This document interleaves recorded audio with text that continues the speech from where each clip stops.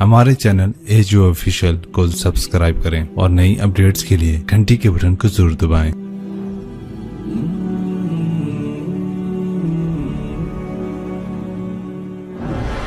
انبیاء کے ساتھ کتابیں، آخری نبی اللہ کے محبوب صلی اللہ تعالیٰ علیہ وسلم اور آخری کتاب کلام اللہ قرآن مجید، یہ تحریف سے پاک ہے۔ قرآن کس کا کلام ہے پہلے یہ پتہ ہونا چاہیے۔ قرآن کا تعارف قرآن کی زبانی جتنا سورہ شعراء میں ہے کہیں بھی نہیں۔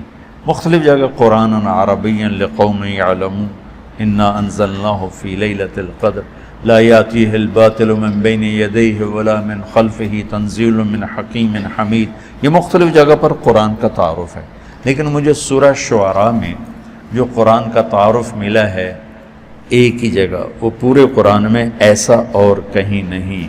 یہ میرا دعویٰ نہیں، یہ میری اپنی جستجو کے مطابق میری بات ہے، ہو سکتا ہے اس سے بھی بہتر کہیں قرآن میں آیا ہو۔ یہ کس کا کلام ہے؟ پہلا سوال یہ کہ اے بھائی کس نے بھیجا ہے، یہ پہلا سوال اٹھتا، تو اس کا جواب ہے وَإِنَّهُ لَتَنزِيلُ رَبِّ الْعَالَمِينَ۔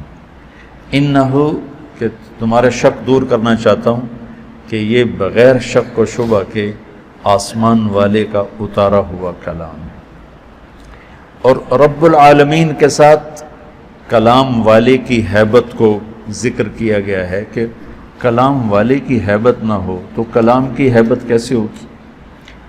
جب وہ کہنے والے کو نہیں جانتا تو اس کے کہے کو کیسے جانے گا؟ جب وہ حاکم کو نہیں جانتا تو حکم کو کیسے جانے گا؟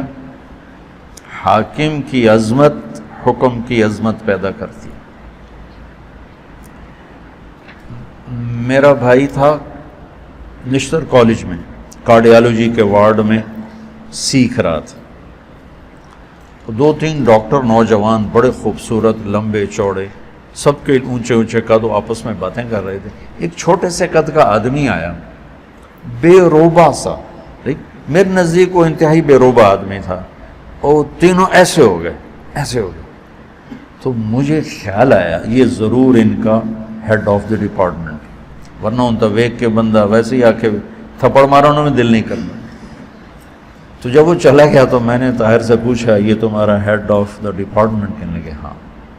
یہ ہے کہ میں نہیں جانتا تو میں کہہ رہا ہوں پتہ نہیں چپڑاسی کتوں اندر آ گیا، اور وہ جانتے ہیں تو وہ ہل گئے۔ جتنا ہم لوگوں کی عظمتوں کو جانتے ہیں اتنا اللہ کو جانتے تو قرآن ہمارے دل کے اندر اتر جاتا۔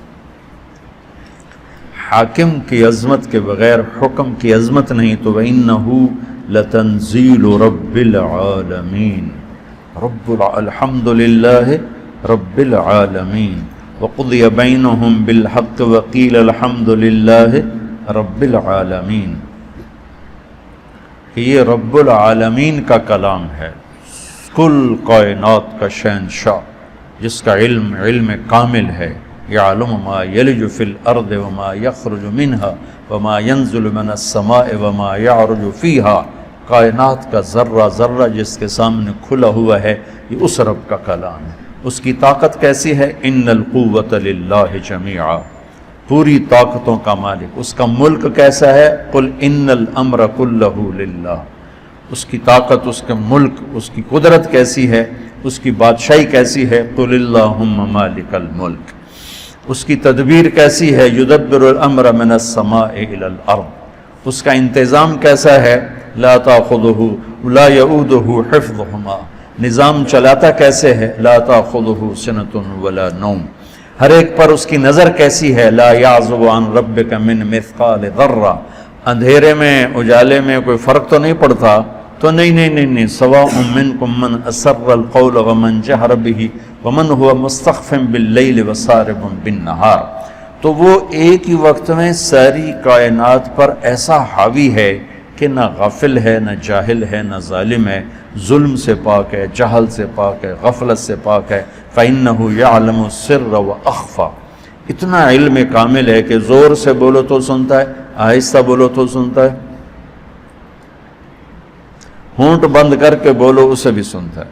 میں نے ہونٹ بند کیے، میں نے کچھ کہا، میرے کانوں نے نہیں سنا، اللہ کہتا میں نے سنا ہے۔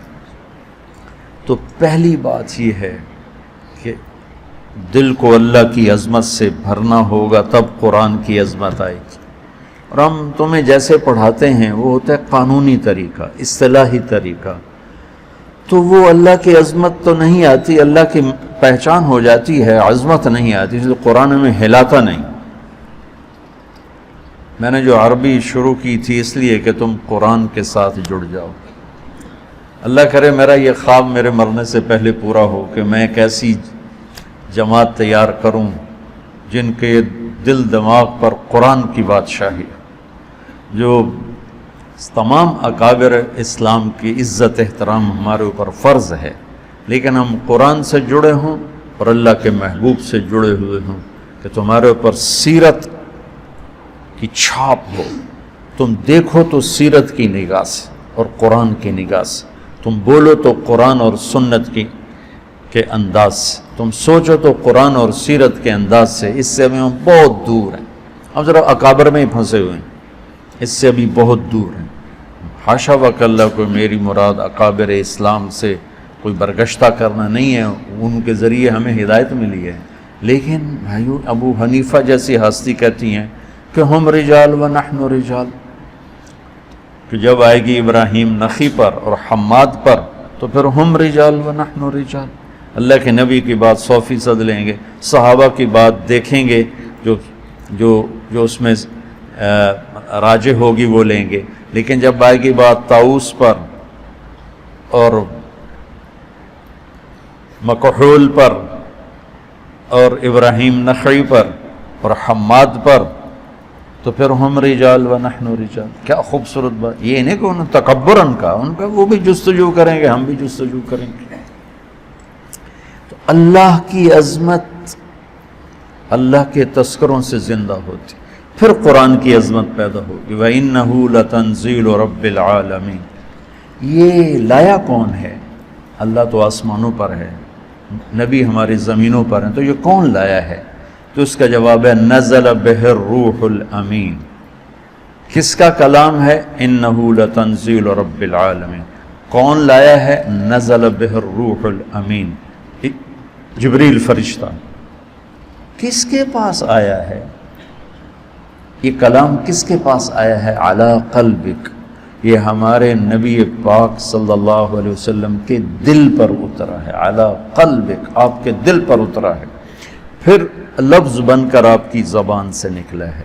اللہ کا کلام الفاظ میں بند نہیں، اس کی کوئی تشبیہ نہیں۔ صرف بخاری شریف کی روایت سے آپ لوگ جب پڑھو گے بخاری تو مثل سلسلۃ الجرس، یا رسول اللہ آپ پہ وحی آتی ہے؟ آتی۔ کیسی ہوتی؟ کہ بس جیسے گھنٹی کی آواز ہو، ایسے ہوتی گھنٹی کی آواز۔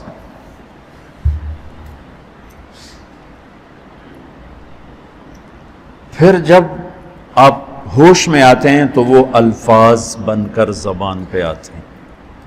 یہ اللہ کی زبان سے تورات نہیں نکلی، اللہ کی زبان سے زبور نہیں نکلی، اللہ کی زبان سے انجیل نہیں نکلی، آسمان پہ لکھوائی گئی کتابیں اور اتار دی گئیں۔ کلام وہ ہوتا ہے جو زبان سے ادا ہو۔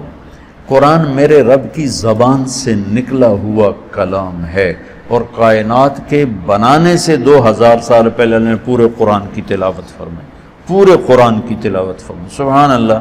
پتہ نہیں کیا وہ انشاءاللہ جنت میں سنیں گے، اللہ ایمان کے ساتھ لے جائے تو جنت کی سب سے بڑی نعمت وہ اللہ کا دیدار ہے اور اللہ کے زبان سے اس کے کلام کا سننا ہے۔ جب جنت کی حوریں بھی گانا سنائیں گی، ساز بجے گا، جنت کے درخت ساز بنے۔ پھر داؤد علیہ السلام سنائیں گے تو جنت کے ساز درخت ساز بن کے بجیں گے۔ ہمارے نبی سنائیں گے تو جنت کے درخت ساز بن کے بجیں گے۔ جب اللہ پردہ ہٹائے گا، اپنا دیدار کرائے گا، اپنا کلام سنائے گا، پھر درخت بھی سنیں گے، نہریں بھی سنیں گی، دریا بھی سنیں گے، پتا بھی سنے گا، تنکا بھی سنے گا، جانور بھی سنے گا، پرندہ بھی سنے گا، اور آپ بھی سنیں گے۔ ایمان والے بھی سنیں گے، ایمان والیاں بھی سنیں گے، تو اس میں ایسے گم ہوں گے کہ انہیں جنت کی یاد ہی بھول جائے گی۔ تو تورات زبان سے نہیں نکلی، انجیل زبان سے نہیں، زبور زبان سے نہیں، لکھوائی گئی۔ اس سے تو وہ تبدیل ہو گئی اور وہ مٹ گئی. اگر وہ اللہ کی زبان سے نکلی ہوتی تو کبھی اللہ کے کلام کو بدلا نہیں جا سکتا. اللہ کی ہر صفت ناقابل تبدیل ہے. اللہ کی ہر صفت ناقابل تبدیل ہے. اللہ کی ہر صفت تغیر تبدل سے پاک ہے. قرآن چونکہ اللہ کی زبان سے نکلا ہوا کلام ہے، اسے بدلنے کی لاکھوں کروڑوں کوششیں کی گئیں، کوئی کامیاب نہیں، کوئی ایک کوشش کامیاب نہیں کہ یہ میرے رب کا کلام ہے، علی قلبک، میرے نبی کے دل پر اترا ہے. آخری سوال، کیوں آیا ہے؟ کیوں آیا ہے؟ لِتَكُونَ مِنَ الْمُنذِرِينَ. سبحان اللہ. انذار کیا ہے؟ آگے ایک زندگی آ رہی، اس زندگی کے بارے میں خبردار کرنا کہ دیکھو بھائی وہاں بہت بڑا نفع ہے، ہمیشہ کی زندگی جنت، وہاں بہت بڑا نقصان ہے، ہمیشہ کی زندگی آگ. تو قرآن کا مقصد ہے زندگی کا طریقہ، وہ طریقہ بتانا، خبردار کرنا. کس چیز سے خبردار کرنا؟ زندگی کے اس طریقے سے خبردار کرنا جس پر چل کے ہم سب دنیا میں بھی سکون سے رہیں اور جنت میں بھی کامیابی کے ساتھ پہنچ جائیں. جس طریقے پر چل کر دنیا کی مشقتیں اور دنیا کی مصیبتوں سے بچیں اور جہنم کی آگ سے بچ کر جنت میں جانے والے بن جائیں. قرآن اس لیے آیا ہے، ان ھذا القرآن یہدی للتی ہی اقوم. بہت سے رہبر بیٹھے ہوئے ہیں یہاں، تو قرآن، اللہ کہتا ہے کہ قرآن وہ رہبر ہے جو سیدھا راستہ دکھاتا ہے.